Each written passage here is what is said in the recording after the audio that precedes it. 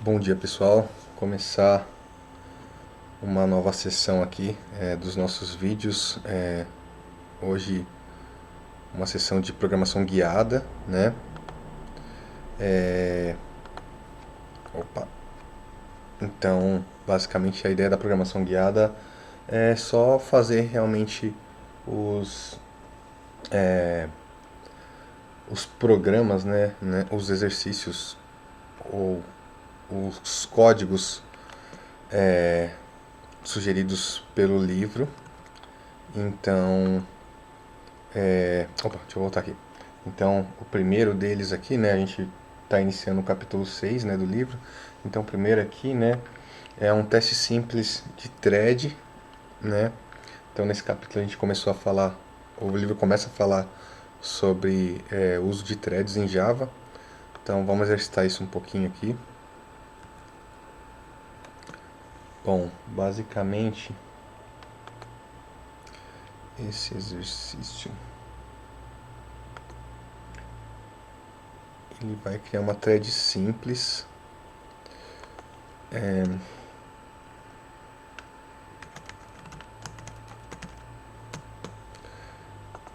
que vai contar até 5, né?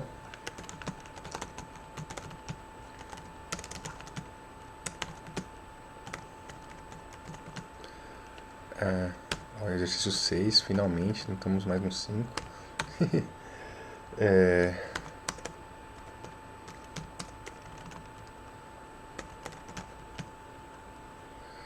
E, e vai sinalizar o início e o fim da thread, né? Então vamos criar o projeto aqui. Deixa eu ver se está gravando tudo certinho, tá? Beleza. E nesse caso, como esse exercício não usa o swing, né? É só um exercício de console application. Inclusive vai mostrar aqui, né, nessa janelinha de console aqui os resultados, né, da aplicação. A gente não precisa importar nenhum módulo aqui na nossa aplicação. Então a gente já vai direto para a criação da classe. Então, vou chamar de Diego. No caso aqui é vou colocar CLI, né? Tem o Graphical User Interface e tem o Console Line Interface. É isso? Command Line Interface. Então vamos organizar dessa forma. Beleza. Aí, muito bem. A gente tem, né, o método principal, né? Desculpa. O entry point da aplicação, né, que é o método main. E aqui no livro, voltando pro livro, ele fala para fazer a classe no mesmo arquivo, né? Ele meio que sugere a classe no mesmo arquivo. Eu quero parar de fazer isso, porque isso é uma coisa que me incomodou muito nos exercícios, né? E no,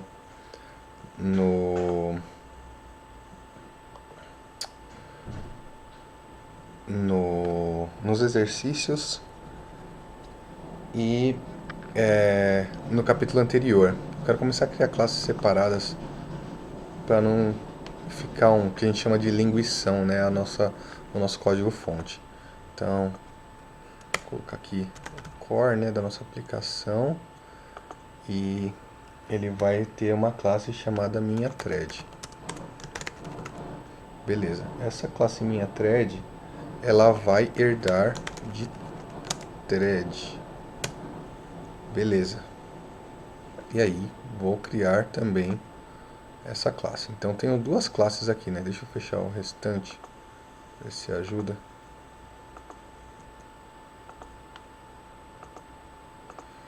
Muito bom. Então, tem essas duas classes aqui, né? A classe que vai rodar, né, o entry point da minha aplicação e a classe, né, que vai ter a minha thread. Então, vamos começar a desenvolver a thread, então, que é a parte de baixo aqui. Então, vamos lá, public, né, como herda de... Inclusive, deixa eu ver se o Eclipse ele tem algum suporte Vai implementar, não. Deixa eu ver. Refactor source. Toggle add import, não. Ó. Implement methods, ó. Override implement methods. Ó. E ele pega aqui, ó, os métodos da classe que eu herdei. Então, provavelmente daqui, ó, vai ter o run. E aí ele já me dá um código, né, do método run. Olha que legal. Então ele já fez parte do código do livro aqui, já me deu uma sugestão de código. Então vamos popular isso daqui. Bom, segundo o livro, ele vai, dentro do método run, sinalizar a inicialização através desse log que a minha thread se iniciou e vai falar o nome da minha thread através do método getName herdado pela classe thread. Ele vai contar até 5. Acho que aqui, né? Eu tô ficando mais espertinho para usar os code snippets do Eclipse, que são essas sugestões de código, né? E eu queria... olha, se eu dizer só out, sysout. Olha que legal. Ele já me dá o systemout.println. Muito bom. Então, também vou começar a usar isso. Aqui ele vai mostrar, né, o valor de id, também vai continuar mostrando o nome da thread. E aqui fora, out, né? Não, aí já deu ruim. Sysout. Eu tenho que usar. Sysout. E vai sinalizar o fim da thread. Beleza. Então, basicamente, esse daqui é o código da minha thread, né? E aí, a gente vai vir aqui, né, no entry point da nossa aplicação para dizer como é que tem que inicializar a minha thread. Então, segundo o livro, aqui ele vai sinalizar o início, 2 pontos main, essa palavra, e aí ele vai instanciar a minha thread, né? Vai importar também, né, a classe, né, do meu pacote que eu criei, porque eu criei um pacote separado aqui. Não tá dando pra ver, provavelmente que minha cabeça tá em cima. Mas eu criei, como eu criei a classe minha thread separada, né, num pacote separado, então ele vai acabar importando aqui, né. Então vamos instanciar a minha thread mt1 igual a 1000 minha thread. Beleza. Ele também instancia minha thread 2 mt2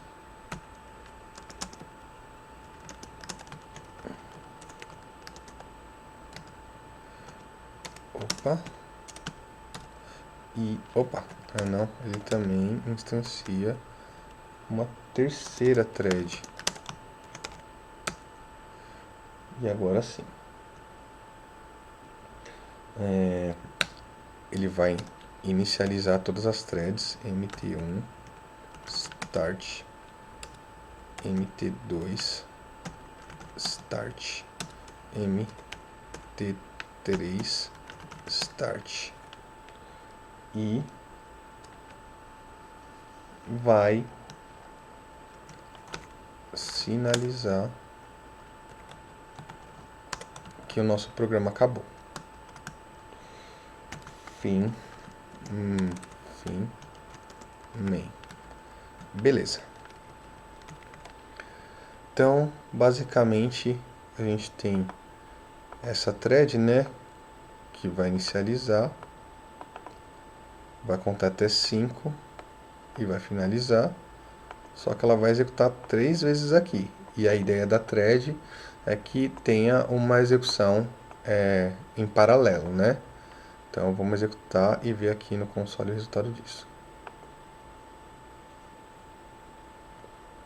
Então, ó, o que aconteceu?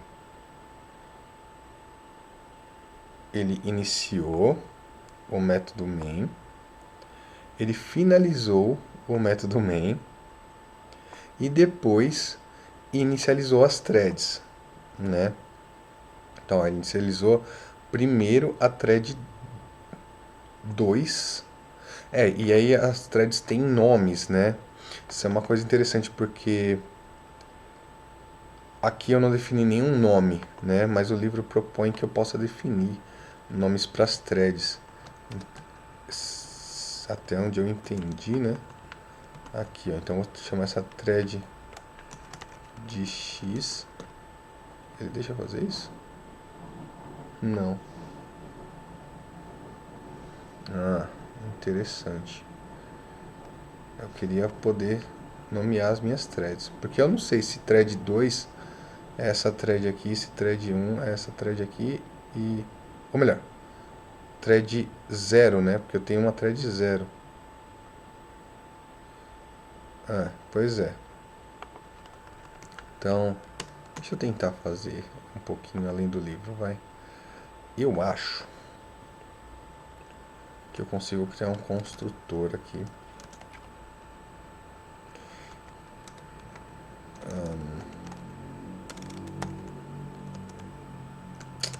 Minha thread. Pronto. Isso. E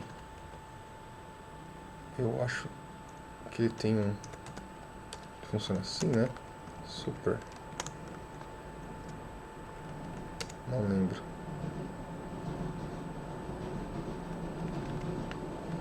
E eu quero ter uma string nome. Como é que eu implemento? Esqueci já. Da onde eu herdo? Esqueci.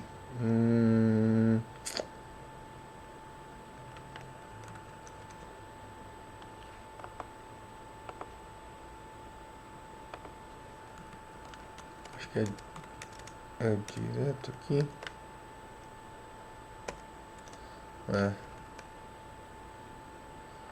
Acho que assim funciona. Beleza. Então esse super aqui eu tô dentro do meu construtor chamando o construtor da minha thread. Eu acho que é assim. Beleza. Tá. E aí com isso eu acho que eu consigo nomear as minhas threads. Então aqui eu quero chamar essa thread de thread X. Eu quero nomear essa thread de thread Y. E eu quero nomear essa thread de thread Z. Beleza. E agora sim, vamos executar de novo. Ótimo. Agora sim eu tenho thread XYZ. Aí, ó, que beleza. Então,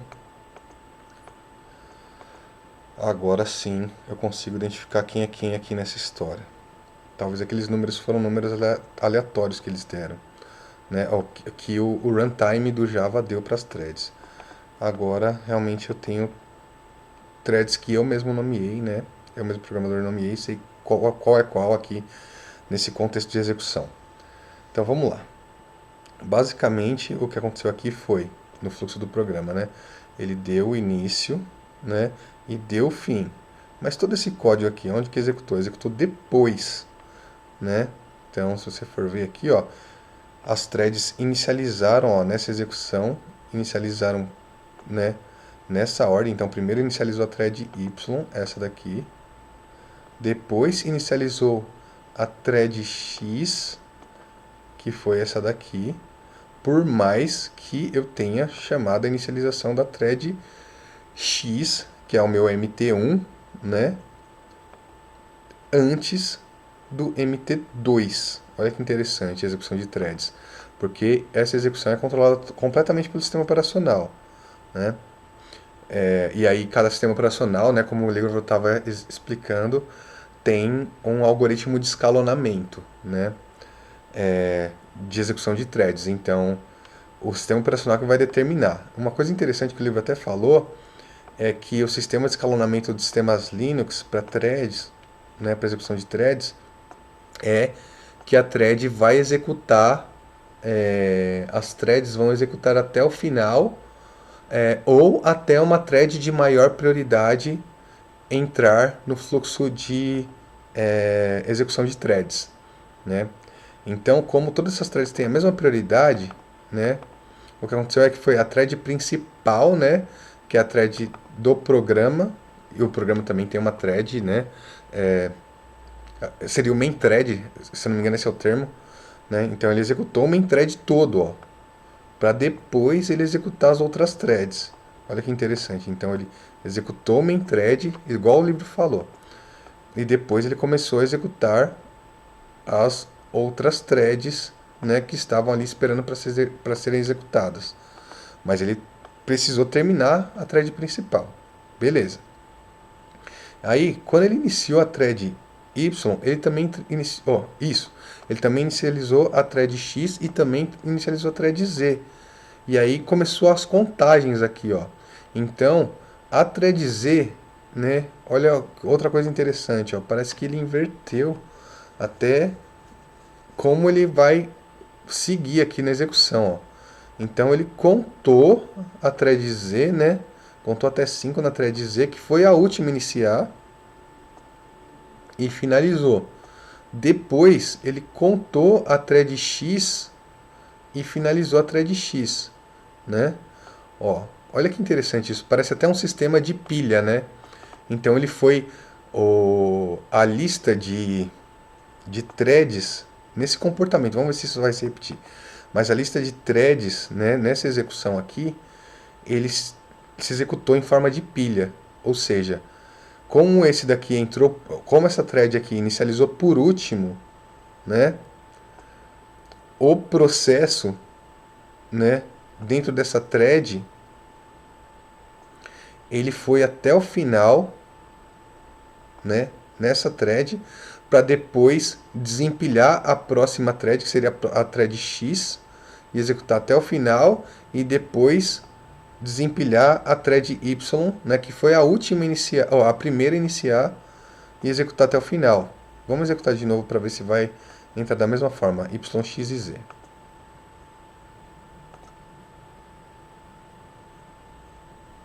Ó, agora já foi diferente, Z, X e Y.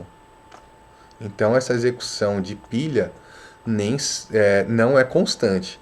E esse é a magia das threads. Por quê? Porque é o sistema operacional que está coordenando isso, né?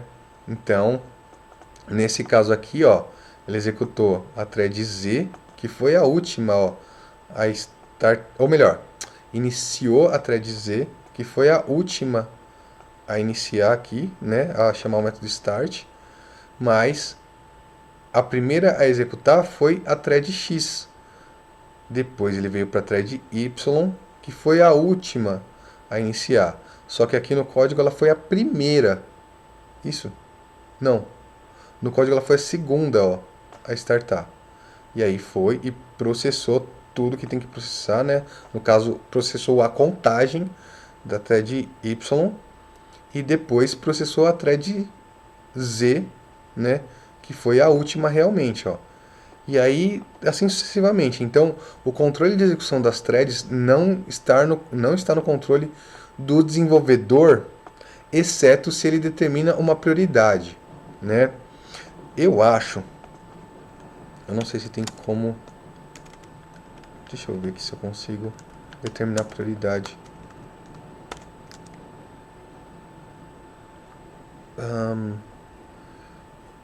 Não, ele só deixa eu...